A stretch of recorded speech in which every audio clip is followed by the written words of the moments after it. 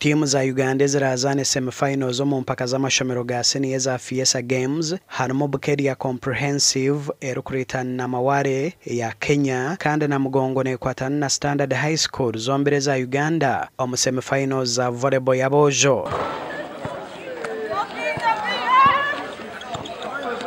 Kando mubishchi Ngora High School ne kwatana kwa Thanze ya Kenya omu basketball yabishchi kitenda bine chikopo ne barita na timu ya St Benedict ya Rwanda rero St Noha ne rita na timu ya GS Marilyn na ya Rwanda kando mubojo Budoeses ino DK ya Rwanda rero muzano go kubaka eza Uganda nezija kwatana hamwe aho kitendera rita na Kawanda rero St Noha nibija kumashana na Budoeses kandi zona zageraho kutendekwa okwetebekaniza Emizaano egi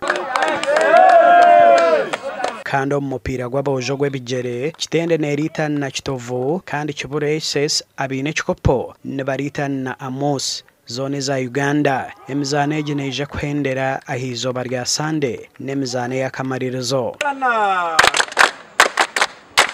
Ongeza tena.